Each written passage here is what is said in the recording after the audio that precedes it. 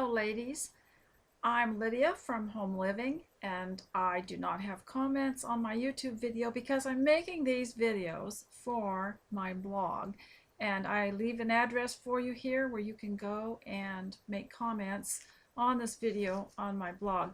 Right now I'm not ready to handle more than one aspect of social media, so I have my blog and my email, and I'm extremely busy, so I didn't want to monitor it, and so I'm very sorry for the inconvenience. Now, what I am all about is producing videos and blog articles for ladies who make their life at home full-time, or those who want to. And so I, I want to show you how you can make it a good experience for yourself and for your family and for others who are kind of watching you. And today I'd like to talk about dressing for respect and dressing with respect. I'm wearing one of those blouses I told you about that I got at Walmart called Time and True brand. Now, not all Time and True brands will be appropriate or modest, but this is one that I had told you about that I like because it's cotton, which is very, very comfortable. And some of them have little t-shirts sewn underneath them inside for more modesty, but now this one had the sleeves that had the tassel on them, and I cut that off because anything that's got a ruffle on it on the sleeve or anything hanging there is going to get in your cooking or whatever you're doing, and you'll be very busy at home. So when I'm talking about dressing for respect, I'm sure that there are a lot of you who are going to be home a good part of the day, and quote, no one is going to see you. Now, I remember we had a ladies' Bible class one time. It was in the middle of the winter, and only one lady showed up because she was a farm lady that just needed to get out, and she wasn't going to cancel it. And I offered to cancel it, and she said she wanted to come. So I went ahead and held it, and we had our tea luncheon anyway. And so the next Sunday, somebody said, well, did anyone come? How did the ladies' Bible class go? And I just said, well, nobody came. And she looked at me and she said, I beg your pardon. I was there and I'm someone. So if you think no one is going to see you, are your children there? They're very, very important and very impressionable. And they will notice what you are wearing. And I think it's so important, for this is how they develop their tastes, by what their mother wears. This is how they develop their appreciation of clothing. And there are too few people that really care about clothing anymore. And that's a shame, because all through the Bible, as I had done in my previous video, shown references to clothing and how important clothing is, and how it's also used as a figure of speech for other principles. And so in dressing for respect, let's think first of who you are going to be around. Your baby is going to look at the pattern on your clothing. Your children are going to see.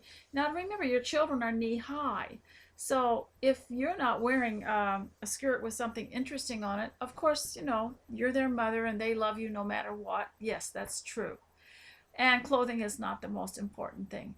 But your time of influence with them is so short. Most people my age will tell you it just went so fast. What happened?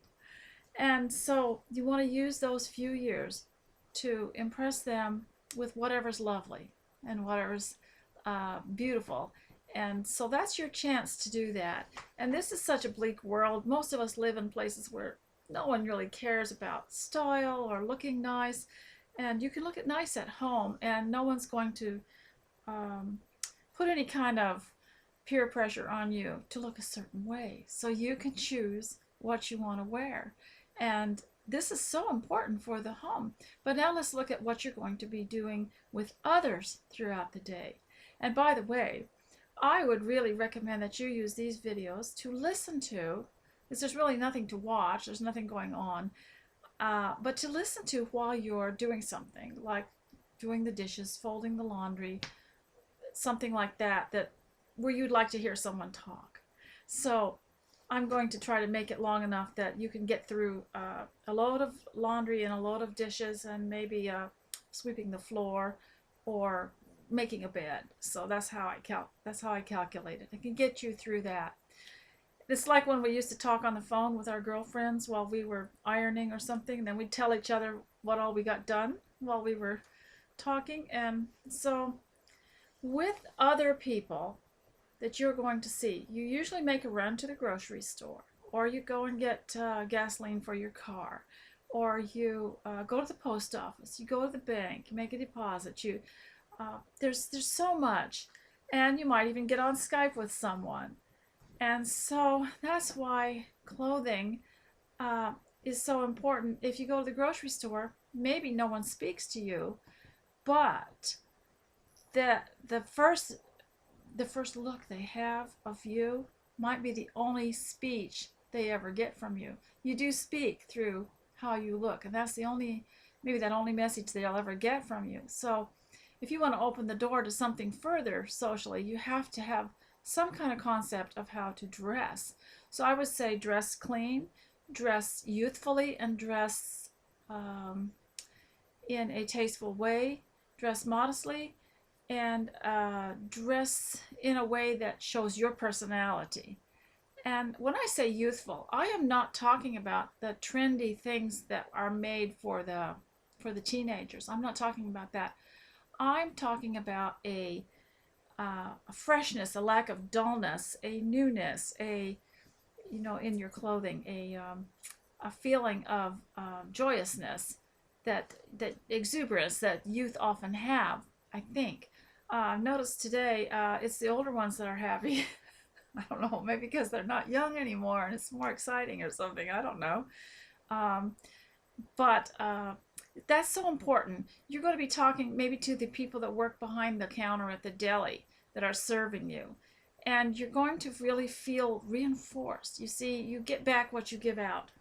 You're going to feel really enforced as a homemaker when you are out. In fact, I heard one lady who works at a grocery store say, I always like it in the middle of the day when the homemakers come, because the working ladies can't come, between 10 o'clock and 4 o'clock. And she said they are so cheerful and they dress so nice and they look happy and relaxed and rested, and they're not very demanding and they're not in a hurry. So let that be something to think about, is to dress so that you make these people happy. Can you imagine what they have to look at all day?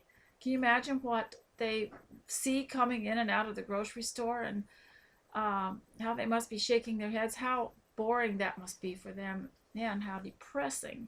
So lift other people up is one of my mottos. Do what you can to lift other people up. And if you can't talk to them, you can dress and they can see you, and that can give them a lift too.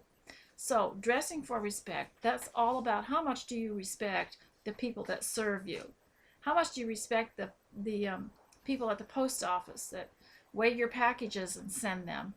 How much do you respect them enough to look nice when you go there? I go there and stand in line and look behind, and there's a lady in front of me wearing a pair of pajamas or her slippers. Of course, these days, those look like ordinary clothes. It's not like in the old days where you could tell. There's not much difference anymore. But these people know what you're wearing, and they have to have a dress code if they're working at the post office or the bank or the grocery store or a restaurant or the Dollar Tree. There's a dress code that they have to follow as employees. So let a nice dress be your dress code. Cheerful dress, lifting people up, be your message. And don't dress dowdy. Dress well yourself. There's no use complaining about the young and how badly they dress if you as an older person are dressing dull and dowdy and don't care, just like you don't care. For one thing, one of the reasons that clothing, that people are wearing such awful clothing is because that is what is being sold on the racks. What's being sold right now would never ever have made it there in the 50s. Never. That would be the stuff that was in that would come in the mail in a catalog, and it was kept in a brown cover because it just wasn't fit to look at. Well, now they're just all over the stores, on the shelves, even at Walmart, and they're cheap. people pick them up and they wear them, whether it's appropriate or not, whether there's overweight or not, and or whether they're really young or not. They just grab it and wear it, and they don't think about the principles, of clothing. And the other thing is, we have a problem, I've heard, where people don't like to go to church because the women don't dress modestly. And they're bringing their sons there and their daughters, and they're trying to train them to dress decently for church because it's respectful. And that's my subject today, is dressing for respect. I was reading a little booklet the other day about a lady who was trying to teach people to dress for church because that's where the Lord's communion was going to be taken. And did they have enough respect for Christ to dress for that occasion? And in the Lord's church, we have the Lord's Supper every Sunday. So everyone has learned that that's a very, very solemn and respectful time. Why not dress for it? It's very important. Now, there's no rules about that. There's nothing in the Bible about that. But we do it because we are here on this earth, and we have to make some effort to show respect to the Lord, respect to the family, and respect for other people. And this is one way that you can show it, is through the way you dress, the colors you wear, the styles you wear. And so I would suggest that sometimes on our travels we have stopped at a fast food restaurant, let's say Wendy's, or I'm trying to think some of the Mexican places, and even McDonald's. And in various parts of the country, there will be reproduction old photographs, black and white photographs of Victorian times with the old cars and the men and women walking on the street in various parts of the restaurant. And even the young people look at those, and they have an effect, that it has an effect on them. And to see how these people were dressed in those days. And so I would suggest that if you are in a church and you are concerned about this, to get some of those old photographs. You can buy them, reprinted and framed, and put them on the walls of the ladies' bathroom, or put them on the walls of the kitchen or the fellowship room, showing what people, if you might even have old church photographs of people if the church dates back a long, long time, and you still have those photographs to show how people used to dress in church. And even in the old movies, I'm thinking of one called Sergeant York, and I believe it was black and white. But there was a scene in church there where a bunch of them were singing a hymn, and the camera showed, of course, it's all actors and everything, but they were dressed appropriately for church. And look at as many old videos as you can of people in church, or scenes of church. And there was also a film called The Magic of Ordinary Days, which was a Hallmark film, and there was a church scene in there. It was supposed to be representing maybe the late 1940s, and the women were all dressed up, and so were the men in church.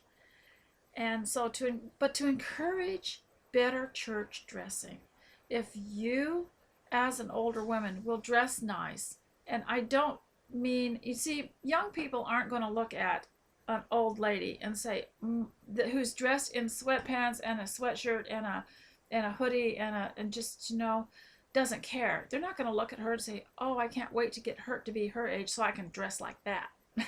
So what you want to do is lift them up to a standard, to a level, and also lift them up and make them feel good and encourage them. Do people feel good after they have been around you? I can remember women in the church that in the old days, you felt better when they walked in.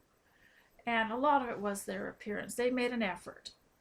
So now what else can you do to make your own atmosphere at home better?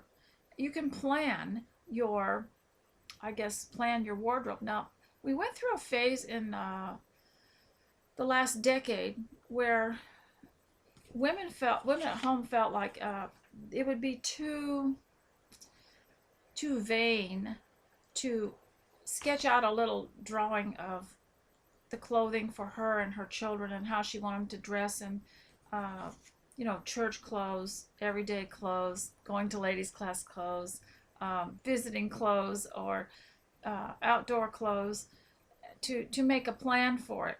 Now, it's easy for me because I grew up on a homestead in Alaska and all we had were catalogs. So we made long, long lists. We circled them, then we made lists, and then we'd add up the price, and we'd make a new list, and we knew what was for what, and all the pictures were all there, and it was so easy for us.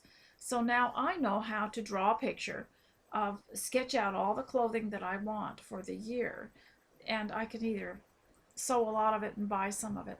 And while I'm talking about buying clothes, now I prefer dresses because it's all one piece and it hangs so nicely in the closet, and you don't have to fold up all these separates and find a place for them. Or if you're in a hurry, those separates can really make big piles. But if you have a whole dress, it's just easy to take care of. The top is matched with the skirt already. And so what I was going to say about that is I do buy, like I bought this blouse at Walmart, which I like a lot. But one thing I don't like is to have to buy something that I have to fix when I bring it home. I had to fix this because I had to put Velcro here at the opening, and which is very necessary to get it over your head. And I had to cut off the tassels off the sleeve. So there, it's costing me more really because I'm having to resew it or rework it. So don't get into buying things and saying, well, this doesn't really fit me, but we could do this, or we could cut it here, or we could, because you might as well just buy fabric and cut it out and do a whole new garment. That can be very frustrating to have to fix something that's already sewn and that you've already paid for, because you've paid for it and then you're having to adjust it. You're having to do more work on it. So that's one thing I don't like. However, I didn't mind sewing the little Velcro on here. That's because of the convenience of having a blouse already made. Now, also, there's always been a tendency to treat the home as though it's so casual, it doesn't matter what you wear. But did you know this affects your mind? And we have a lot of temptation to kind of go into a slump at home because nobody's watching us, nobody's paying us, nobody's giving us merits, and no one's praising us. So you have to kind of create your own business and be your own cheerleader. And so even if you're left alone a lot, the way you dress can cheer you up too. And so I hope that that this video will help you to think about some of these things and improve the way that you perform at home. I think that it's nice to even dress up to do the dishes, because if you had to hire someone to come in to sweep your floor or do your dishes, she or he would have to get dressed, and they probably wouldn't come to your house wearing their slippers and their house coat. They would have to get dressed. So you become a different role, maybe in the morning than in the afternoon. And so part of your role is the housekeeper. And so why not dress up for that? And of course, I love aprons, and wearing aprons over it preserves your clothing and makes you feel like you're going to work. Now, if you're having trouble getting started in your home, then I would suggest think about what you're going to wear and dress for it. You can find appropriate clothing. I do suggest cotton because it's so wash and wear, and I don't care too much for nylons and synthetics